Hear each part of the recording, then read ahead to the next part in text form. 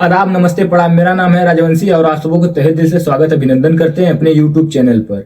आज की घटना इटावा की गांव की है, जो यह सच्ची घटना है। आप सब ने अखबार के हिसाब से या मीडिया के हिसाब से सुने जरूर होंगे, लेकिन आज इस घटना के बारे में हम आप सबको जो बताने जा रहे हैं, एक बार आप सुनेंगे ना तो आज का यह समाज किस तरह से विकसित कर रहा है और किस तरह से लोगों पर से विश्वास हटा रहा है, यह आप अच्छे से जान जाएंगे।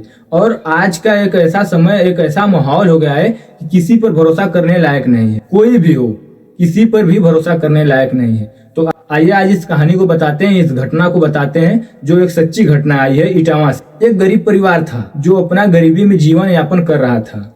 उस परिवार में 4 लोग थे। उस परिवार का मेन सदस्य विनोद बताया गया, उनका पत्नी का नाम उर्मिला बताया गया था, उनके 2 बच्चे थे, एक बेटा एक बेटी। बेटा का नाम राजू बताया गया था, बेटी का नाम उषा बताया गया था। गरीबी में इन परिवार का गुजारा हो रहा था। विनोद जो है कि सब्जी बेचने का काम करता था और राजू पढ़ाई कर रहा था, उषा भी पढ़ाई कर रही थी। उषा का उम्र 19 साल बताया गया था, राजू का उम्र 15 साल बताया गया था। उषा के पिताजी ने उषा के शादी के लिए बाजू वाले बगल वाले शहर में जाकर चर्चा किए और उषा का शादी फिक्स कर दिए। उषा का शादी में कुछ ही दिन बाकी था। इनके पिता सब्जी बेचने का काम करते थे। जब इनके पिता सब्जी बेचने शहर से लिया कर सब्जी गांव में बेचते थे, अचानक में एक दिन ऐसा हुआ कि वो सब्जी लेने गए और पीछे से ट्रक वाले ने धक्का दे दिया और उनकी जगह पर ही मृत्यु हो गई। उनकी जगह पर ही मृत्यु हो गई। तो सारा भार, शादी का, परिवार का सारा भार आ गया राजू के सर पर। राजू जैसे तैसे अपना शादी का व्यवस्था किया, बहन का शादी किया और बहन अपने घर चली गई। बची मम्मी और राजू, 2 ही लोग बचे। पापा का तो डेथ ही हो गया था, पापा की मृत्यु हो गई थी। तो राजू एक कंपनी में जॉब कर रहा था। उसी कंपनी में लड़कियां भी काम करती थी। तो उसी में एक लड़की से राजू का प्यार हो गया, अफेयर चलने लगा। राजू का अफेयर चलने लगा। बात यहाँ तक बढ़ गया कि दोनों साथ ही रहने लगे और शादी करने का वादा कर लिए, शादी भी कर लिए। शादी करके राजू घर पर लेकर आए और अपनी मम्मी से मिलवाए। मम्मी भी उनकी मान ही गई थी, कोई दिक्कत नहीं था। परिवार कुछ दिन अच्छा से हंसी खुशी से चल रहा था। परिवार में किसी भी प्रकार का बाधा, न तो किसी प्रकार की कमी, कुछ नहीं थी। सब अच्छे से परिवार में चल रहा था। अचानक में राजू का पत्नी जो थी, उनका किसी और से अफेयर चलने लगा। यह बात जब राजू को पता चला तो राजू उनसे पूछे कि यह क्या सुनने के लिए हमें मिल रहा है, यह क्या हो रहा है। उनकी पत्नी ने इग्नोर करते हुए बोला, कुछ नहीं, ऐसा कोई बात नहीं है। उनकी पत्नी का बात किसी और से अफेयर उनका चलता रहा। जब यह बात राजू दोबारा पूछे तो इनकी पत्नी कुछ नहीं बताई। धीरे धीरे इस मामले को राजू की पत्नी ने आगे बढ़ाते गई, यहाँ तक बढ़ा दी कि राजू को नींद का गोली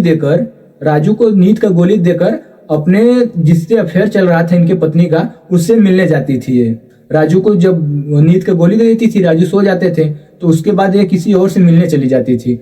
इसी तरह से धीरे धीरे बढ़ता गया। राजू की मम्मी का उम्र 60 साल के ऊपर था, तो थोड़ा सा एज की थी, तो किसी बात पर ध्यान नहीं देती थी उनकी मम्मी। धीरे धीरे अंजाम यहाँ तक हुआ कि राजू को यह इतना इग्नोर करने लगी कि जिससे ये बात करती थी राजू की पत्नी, राजू के घर में ही बुलाने लगी। राजू को नींद को गोली दे देती थी, राजू सो जाता था, घर पर ही बुलाने लगी थी।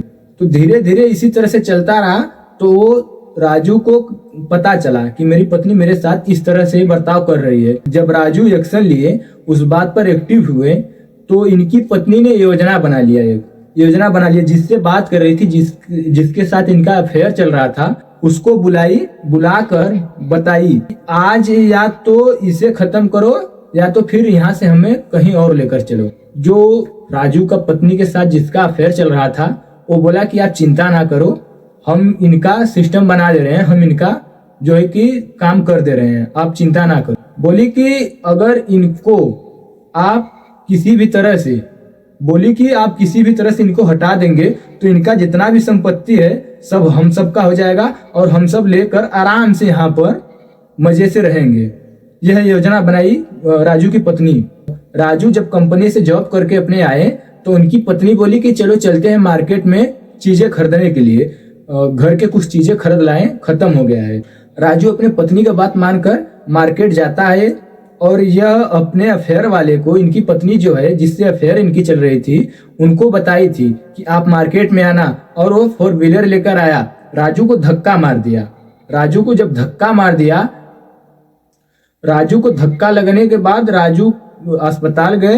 अस्पताल में 2 से 3 घंटा रहे होंगे, उनका मृत्यु हो गया। अस्पताल में 2 से 3 घंटा बाद राजू का मृत्यु हो गया। प्रशासन ने गाड़ी को पकड़ लिया था, पुलिस वाले ने जिस गाड़ी से राजू को धक्का मारे थे उस गाड़ी को पकड़ लिया था। तो इनकी मां ने बताई कि यह जो बंदा गाड़ी से धक्का मारा है यह हमेशा हमारे घर पर आता था।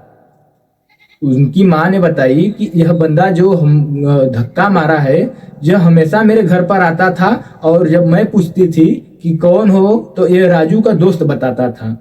तो जब उसको प्रशासन लेकर गया, जब उसको मारा पीटा, जब उसको मारने लगा तो वो सारी सच्चाई उसका अफेयर वाला बताने लगा कि मैं इनसे मोहब्बत करता था, ये मुझसे ये करवाई, यही बोली थी धक्का मारने के लिए, इसीलिए मैं मारा। आज की डेट में दोनों जेल के सलाखों में है।